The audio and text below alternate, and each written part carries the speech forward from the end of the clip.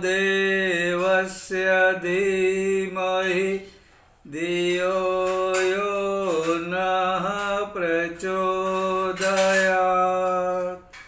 ॐ गुरुर्ब्रह्मा गुरुर्विष्णुः गुरुर्देवो महेश्वरः गुरुर्साक्षात् परब्रह्म तस्मै श्री गुरवे नमः। हम लोगों ने रामायण काल में जो 2 अश्वमेध यज्ञ हुए उसके बारे में जाना। एक राजा दशरथ ने किया, दूसरा भगवान राम ने किया। हालांकि अश्वमेध यज्ञ से पुण्य की प्राप्ति और पाप का विनाश, पाप नष्ट होते हैं इसलिए किया जाता है, लेकिन साथ साथ लोगों के अंदर सद्भावना, शौर्य और नीतिमत्ता बढ़े और उससे बढ़कर वातावरण शुद्धि, ये अश्वमेध से संभव होता है। दशरथ राजा ने पाप के और किए हुए कार्य के प्रायश्चित, संतान प्राप्ति और ऐसे समय पर वशिष्ठ, विश्वामित्र, श्रृंगी जैसे महान ऋषि थे, उनके मार्गदर्शन में ये यज्ञ हुए। और भगवान राम के समय पे भी अधिकतर यही ऋषि थे जिनके मार्गदर्शन में खास करके विश्वामित्र और वशिष्ठ, उनके मार्गदर्शन में अश्वमेध हुआ। उसमें सांस्कृतिक उत्थान का मुख्य कार्य था और जो युद्ध हुआ था उसमें अतृप्त आत्मा या जो मृत्यु को वश हुए थे उनके लिए यह अश्वमेध हुआ। और इसके बाद हम लोग आज जो महाभारत काल में युद्ध के बाद जो अश्वमेध यज्ञ हुआ उसके बारे में थोड़ा सा जानेंगे। भगवान वेद व्यास ने युधिष्ठिर से कहा कि पूरी विधि से अब तुम अश्वमेध यज्ञ करो। यह सब पापों को पवित्र करने वाला है। यज्ञ में बैठकर यज्ञ करवाकर तू पाप रहित हो जा, क्योंकि पाप रहता है तो शोक, दुख, रोग, विपत्ति, अशांति, यह सब कुछ जीवन में आते रहते हैं। तो इससे मुक्ति पा। तो अश्वमेध यज्ञ से सबसे बड़ा पापों का प्रायश्चित हो जाता है। और महाभारत के युद्ध में अनेक लोग मरे थे, दुखी हुए थे, घायल हुए थे, अनेक प्रकार की यातनाएं भुगत रहे थे। और जो बचे हुए लोग थे वे भी मन से अशांत थे। पूरा वातावरण कष्टमय था। हमारी भाषा में नेगेटिव एनर्जी से भरा हुआ था। तो इसका असर हमें पता न होते हुए भी पड़ता है। जीवन में हमेशा ऐसा होता है, जो चीज़ें हमको दिखती नहीं, सूक्ष्म होती है, पर हमारे जीवन पर असर करती है, हमारे मन पर असर करती है। जैसे कि हमारे पास हमारे तुम्हारे जो विचार हैं, वो विचार हमारे इर्द गिर्द घूमते रहते हैं और उसकी असर हमारे मन पे और शरीर पे पड़ती है। उसी तरह टीवी की तरंगे, मोबाइल फ़ोन सेल की तरंगे, ये सब दिखते नहीं हैं, लेकिन इसकी असर भयंकर होती है। उसी तरह हमारे यहाँ वायरस बैक्टीरिया घूमते हैं, हमको दिखते नहीं हैं, लेकिन जैसे ही शरीर में प्रवेश करते हैं तो हमको पता है क्या से क्या हो जाता है। इस तरह से वातावरण पूरा सूक्ष्म होते हुए भी हमारे तन मन पर असर करता है। कितनी आत्माएं भी होती है हमारे आसपास। ये वातावरण प्रदूषण की बात हम जब भौतिक तरीके से करते हैं, लेकिन सूक्ष्म असर के बारे में हमारे शास्त्रों में हमारे ऋषियों ने जाना था। जो अध्यात्म जानते हैं उनको पता है कि किस तरह से ये हमारे जीवन पर असर करते हैं। जैसे आज हम अश्वमेध यज्ञ कर रहे हैं, तो हमारे पीछे राष्ट्राय स्वाहा, इस तरह से हमारी भावना है। इदम राष्ट्राय इदम न मम। राष्ट्र में सद्भावना हो, राष्ट्र संगठित हो, राष्ट्र में शौर्य हो और राष्ट्र का जो सूक्ष्म वातावरण है वह भी शुद्ध हो, क्योंकि तभी सही विकास हो सकता है। मन उलझा उलझा हो, धुंधला सा वातावरण हो, कुछ भी स्पष्ट न हो, मन अशांत हो, वैर भाव हो, दुख यातनाओं की पीड़ा हो, तो देश सही तरीके से विकास नहीं कर पाता। ये अश्वमेध यज्ञ इसका इलाज है। जैसे कि रामायण में हमने देखा कि विश्वामित्र, वशिष्ठ, श्रृंगी, महाभारत काल में हमारे यहाँ जो खास थे वे थे वेदव्यास, पैल, याज्ञवल्क्य। ये ऋषि थे जिन्होंने अश्वमेध यज्ञ की धुरी संभाली। इस युग में अगर हम बात करें परम पूज्य गुरुदेव की, तो विश्वामित्र से, वशिष्ठ से वे कम नहीं। महान साधक, तपस्वी, समाज के एक एक भाग को जानने वाले, सबकी पीड़ा समझने वाले। अश्वमेध यज्ञ के बारे में उन्होंने सारी बातें बता दी और वंदनीय माता जी ने उसी को अपनाकर अश्वमेध यज्ञ करने का आदेश दिया, जो भारत के कोने कोने में हो रहे हैं और परिवर्तन भी आ रहा है। आज भी हम और हमारा भारत जो परिवर्तन देख रहा है वह सुखद है। आज भारत का कोना कोना नहीं, विश्व का कोना कोना भी राममय, भारतीय संस्कृतिमय हो रहा है।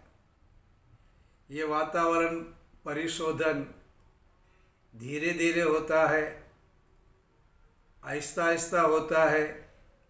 परम पूज्य गुरुदेव वंदनीय माता जी ने जो मार्ग दिखाया, यहाँ पे ऐसे अनेक लोग हैं, अपना जीवन, अपने विचार, अपनी तप, अपनी साधना, अपने सद्भाव, अपने श्रम से देश को बदल रहे हैं। और ये कौन बदल रहा है ये हमको पता नहीं चलता।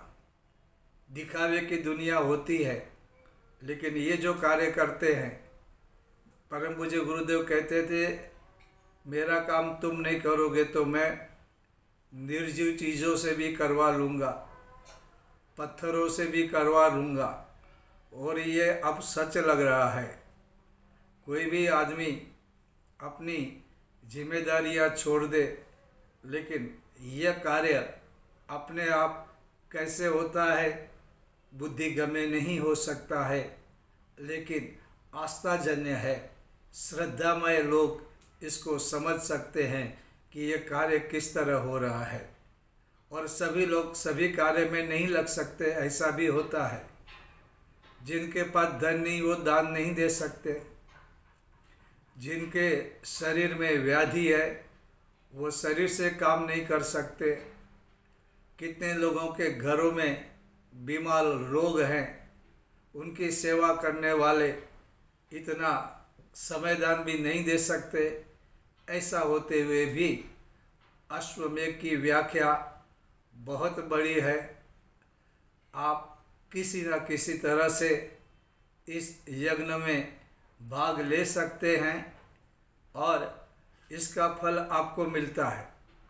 अभी हम महाभारत की थोड़ी बात करेंगे उस अश्वमेध के बारे में।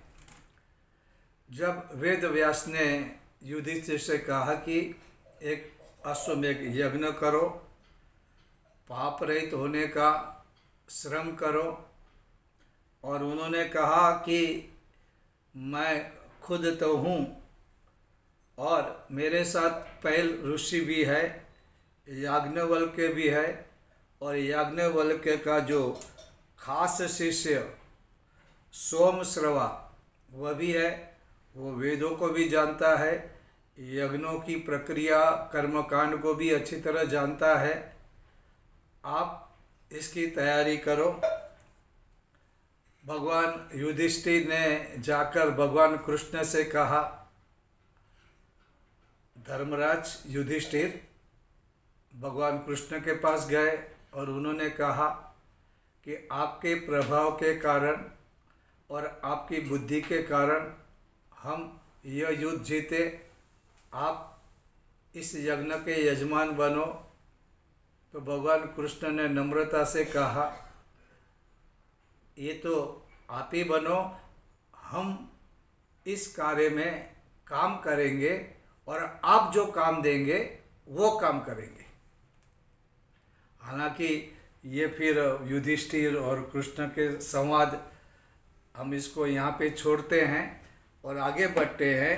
उन्होंने ब्रह्मवादी व्यास मुनि की बात मानी और उन्होंने उनका मुहूर्त निकाला चैत्र महीने की पूर्णिमा, और उन्होंने अर्जुन को काम सौंपा। बाहर प्रदेश के जितने भी लोग राजा महाराजा हैं उनको आमंत्रित करने का, साथ साथ में बाहर से अच्छी तरह देखना, क्योंकि क्या हुआ था महाभारत के युद्ध के बाद भी जो बचे हुए लोग थे उनके अंदर अभी भी बैर की भावना थी। जैसे एग्जाम्पल के लिए शकुनी का बेटा, वो अभी भी चाहता था कि पांडवों का नुकसान करे, और वैसे बहुत थे। तो उनका पूरा ख्याल ध्यान रखने के लिए अर्जुन को जिम्मेदारी सौंपी गई। भीम को कहा गया और भीम के साथ नकुल को छोड़ा और कहा कि पूरे राज्य की रक्षा और पूरा राज्य आपको संभालना है, और पूरी व्यवस्था अश्वमेध यज्ञ करने की जगह ये सब आप दोनों भाई मिलकर तय करो। और सहदेव था, उसको कहा, क्योंकि उस वक्त जो परिवार होते थे बड़े बड़े होते थे, सहदेव को कहा गया कि आप परिवार की ओर ध्यान दो, अश्वमेध के बारे में उनको जानकारी दो, उनकी तैयारी भी करवाओ और पूरी व्यवस्था देखो।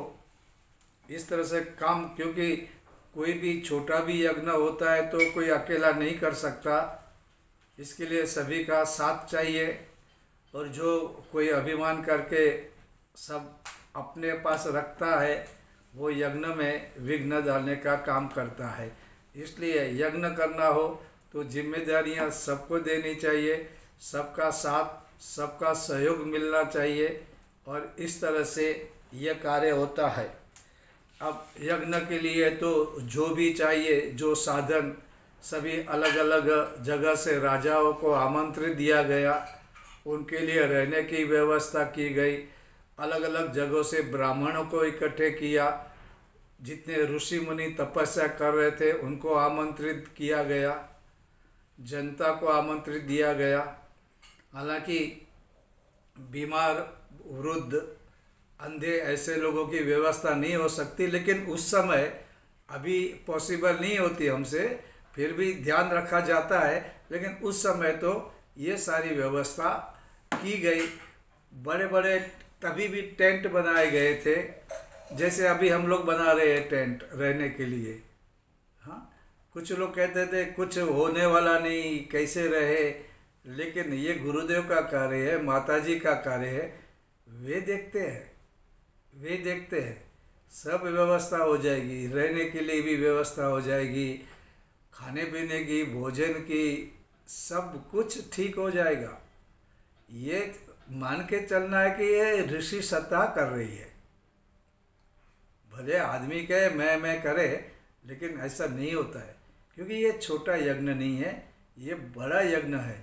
और इस सचमुच में आप देखना, ये यज्ञ होने के बाद भारत में कितना बड़ा परिवर्तन आने वाला है, आप सोच भी नहीं सकते। सोच और सपनों के बाहर कुछ अच्छा होने वाला है।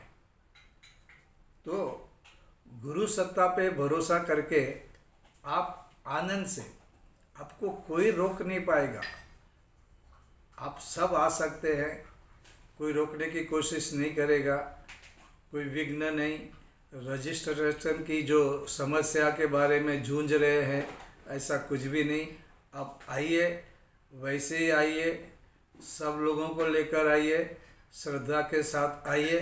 सिर्फ जो बीमार हैं, वृद्ध जो चल नहीं सकते, वो अगर न आए तो ठीक है, क्योंकि उनके लिए और व्यवस्थापक के लिए कोई समस्या बाद में नहीं होनी चाहिए। तो अभी हम लोग देखते हैं कि जब यज्ञ का तैयारी होने लगा तो उन्होंने शुरुआत उत्तर दिशा से पूर्व दिशा की ओर की प्रचार के लिए, और उसी समय पे अन्न इतना इकट्ठा हुआ, ऐसा लगता था कि ये कोई बड़ा पर्वत हो गया है। घी इतना आने लगा, और उस वक्त गाय का घी होता था, पीला गोल्डन घी आने लगा, अनेक गौएं आने लगी, और उनको घास खिलाने के लिए कई घास आ गया और पूरा हरा हरा हो गया।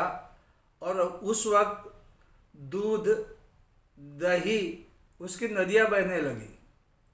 भोजन, और जितने लोग भी आते थे उनके रहने की व्यवस्था, खाने पीने की व्यवस्था, जब भी आया, हमारे इधर भी ऐसा ही होगा, अब जब भी आएंगे आपकी व्यवस्था हो जाएगी, खाना पीना रहना सब कुछ, आप निश्चिंत रहे। गुरुदेव बैठे हैं ना, गुरुदेव से बड़ा कोई हो सकता है। और उनकी प्रेरणा से, उनके संरक्षण में, उनके आशीर्वाद में, वंदनीय माताजी के आदेश पर ये यज्ञ प्रारंभ हुए।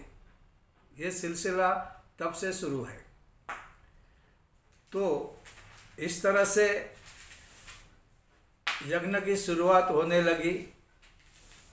भगवान कृष्ण भी उसमें छोटा मोटा कार्य करने लगे, क्योंकि युधिष्ठिर ने तो कहा कि मैं आपको क्या काम दूँ, मेरी इतनी औकात हैसियत भी नहीं है। तो उन्होंने बोला ठीक है युधिष्ठिर, तू अपना काम कर, मैं अपना काम ढूंढ लेता हूँ। और ऐसा कहते हैं कि भोजन के बाद जो पत्थर होते थे, पत्रावली, उसको उठाने का ये छोटा सा काम भगवान ने किया। क्योंकि अश्वमेध यज्ञ में जो भी काम करते हैं वो काम बहुत ही इम्पोर्टेंट, महत्वपूर्ण होता है। अब देखो, महाभारत में ही वेद व्यास ने कहा क्या है कि ये यज्ञ में आप हिस्सेदार बनते हैं। जैसे मैंने कहा, घर में कोई बीमार है या आप बीमार है या कोई दूसरा कुछ कारण है, तो अश्वमेध यज्ञ के लिए जो आपको करना है, उन्होंने कहा है कि अद्रोह द्वेष, आप किसी का द्रोह न करें और द्वेष न करें। हाँ, देखो अभी मुझे मालूम नहीं, लेकिन ये महाभारत में लिखा है, जब किसी का अद्रोह अद्वेष होता है तो आप अश्वमेध यज्ञ के खिलाफ काम कर रहे हैं। और अगर आप किसी को परेशान भी कर रहे हैं, उसमें आप भागीदार न बने ऐसा प्रयत्न कर रहे हैं, सब भागीदार होने चाहिए, उसका प्रयत्न करना चाहिए। ये मेरे को अच्छा लगता नहीं, इसको मैं नहीं आने देगा, ऐसा कोई भी सोचे भी नहीं, बहुत बड़ा पाप है। दूसरा, संतोष, सेटिस्फैक्शन, सदाचार। देखो आपका आचार बिल्कुल सत्य होना चाहिए, अच्छा होना चाहिए। आप आके मिसबिहेवियर, किसी का अपमान, किसी को ठुकराना, ये सब कार्य नहीं करें। आपके पास भले कोई खास किसी ने शक्ति दी, कोई होदा दिया, तो भी नहीं। हम इसके इंचार्ज है तो हम रुआब करेंगे, कृपया मत करना। ये अश्वमेध यज्ञ में नहीं चलता, इससे पाप मिलता है और पाप का परिणाम अच्छा नहीं आता है। फिर सरलता, आप वहाँ पे सरल रहे, जैसे हो वैसे, कोई शो नहीं, किसी को कंफ्यूज, किसको दो राय पे छोड़ना, ऐसे कोई कार्य नहीं करना है। बिल्कुल सरल, भोले भाले बच्चे की तरह बन के रहो। तप करो, आप जहाँ भी हो, दूर बैठ के भी अगर तप करोगे तो आपकी तप की शक्ति यज्ञ मंडप जब जाएगी और इसका पुण्य आपको मिलते रहेगा। आपको इसके लिए कोई प्रयत्न नहीं करना है। माँ फलेषु कदाचन की तरह आप तप करो, ऋषि मुनि प्रकृति ये व्यवस्था करेगी कि वो तप योग्य जगह पर मिल जाए। इंद्रिय निग्रह, ये बहुत जरूरी है। आप अपने इंद्रियों को काबू में रखो। स्थित प्रज्ञ से का भाषा आपने गीता में पढ़ा होगा। हाँ, मन की तरफ इंद्रियों को मत छोड़ो, मन को काबू में रखो और इंद्रियों का निग्रह संयम वहाँ पर रखना है। सत्य, सत्य का पालन करना है, सत्य बोलना है, सत्य व्यवहार करना है। और दान, आपके पास जो भी है आपको दान देना है। देखो दान की गिनती रुपये में नहीं होती है, कौन ज़्यादा रुपया दे रहा है, आपके पास जो है और आपको देना है। अगर गरीब आदमी जो 1000 रुपया कमा रहा है, अगर वो 10 रुपया देता है और 1 करोड़ रुपया कमा रहा है, वो 1 लाख देता है, फल उनको उतना ही मिलेगा। ऐसा कौन कह रहा है? ऐसा वेद व्यास जी कह रहे हैं। और माता जी वगैरह तो पता है ना, वो गुस्सा करती थी, मुझे मालूम है। कुंड को बेचो मत, यज्ञ कुंड, यज्ञ इसको बेचना, पैसे से सौदा नहीं करना है। पैसे तो अपने आप आती है, आसमान से आते हैं, जमीन फटकर पैसे आते हैं, अगर आपकी निष्ठा सही है तो। इसलिए ऐसा कुछ भी नहीं करना है। जिनकी जो हैसियत है वो दान जरूर करें। तो ये सब महाभारत में लिखा है।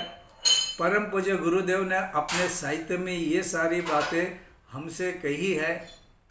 अब हमारे कान है तो हम सुने, आंखें हैं तो पढ़े, नहीं तो प्रभु का कार्य प्रभु करता है, प्रकृति का कार्य प्रकृति करती है।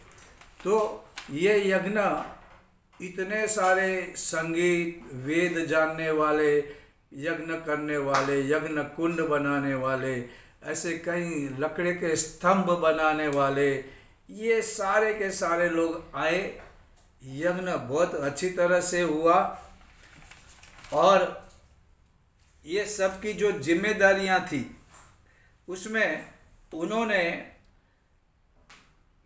मंत्र को इतनी अच्छी तरह से संजोया, इतनी विधि पूर्वक किया, इतनी श्रद्धा आई और उन्होंने ये पूरा ध्यान देखा उन्होंने जितने भी राजा आए सबसे उन्होंने हाथ जोड़ के नमस्कार करके उनको रिस्पेक्ट से रखा। उतने में दीनहीन थे, उनकी पूरी व्यवस्था रखी, उनको उतना ही इज्जत दिया जितना राजा महाराजा को दिया। वहाँ सब यज्ञ के पास सब इक्वल हो जाते हैं, कोई बड़ा नहीं कोई छोटा नहीं, किसी को ट्रीटमेंट अलग नहीं दी जाती है। और वहाँ पे पितरों का श्राद्ध भी पहले पांडवों से करवाया ऋषियों ने, क्योंकि पितरों को भी शांति मिलनी चाहिए। ये छोटी छोटी जो बातें होती है, ये छोटी छोटी बातों का यज्ञ में ध्यान रखना पड़ता है। अभी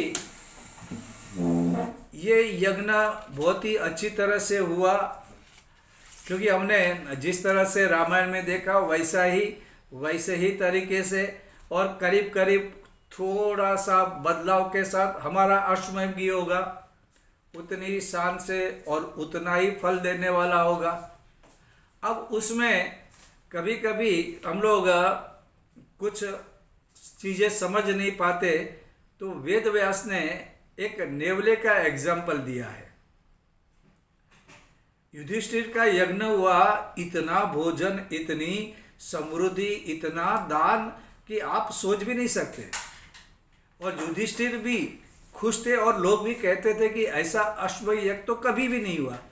आपने इतना दान, इतना भोजन, इतनी प्रसन्नता, इतनी सजावट, सब कुछ जोरदार है।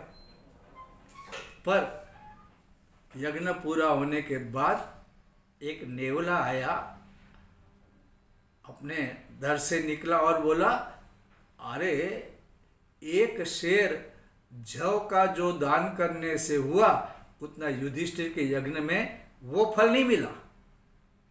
लोगों को आश्चर्य हुआ, ये नेवला क्या बोल रहा है। और उस नेवले की आंखें नीली नीली थी और उसका एक साइड का बदन सोने का था, और वो ऐसा मनुष्य की भाषा में बोल रहा है। तो लोगों ने पूछा, नेवले आप क्या बात कर रहे हो, ये तो एक तो आप मनुष्य की भाषा बोल रहे हैं, और इतना बड़ा यज्ञ इतना बड़े दिल से श्रद्धा से तो कोई नहीं हुआ, कहीं पे कोई गलती नहीं, मंत्र ठीक तरह से बोले, ब्राह्मणों को दान भी इतना दिया गया, पितरों को भी शांत किया, और बहुत सारा प्रायश्चित भी लोगों ने किया, और सब प्रसन्नों के भोजन भी खाया। तो आप ऐसा कैसा बोल रहे हो कि ये नहीं हुआ। तब नेवले ने जो प्रारंभ किया वो सुनने जैसा है। अगर वो बात हम लोग समझ लेते हैं तो दान और इसके बारे में जो सच्चा तत्वज्ञान है हमको समझ में आएगा। क्योंकि आज का समय हो गया है, तो हम लोग अगली बार ये जो नेवले ने जो कुछ भी कहा और वेद व्यास ने कहा उसे हम अच्छी तरह से समझ लेंगे। आज के लिए बस इतना। आप सभी को फिर से याद दिलाओ, अश्वमेध यज्ञ में आप जरूर आए, सब व्यवस्था है, सब कुछ ठीक है। परम पूज्य गुरुदेव और माता जी के आशीर्वाद है। शांति कुंज से पधारे हुए लोगों की देख रेख में अच्छी व्यवस्था, सब कुछ अच्छा हो रहा है। यहाँ के भाई बहन भी साधना भी कर रहे हैं, तप भी कर रहे हैं और श्रमदान भी दे रहे हैं, सब कुछ ठीक है। आप आइए और जीवन का, क्योंकि हमारे जीवन में शायद वापस ऐसा यज्ञ मिले या ना मिले। बस आज के लिए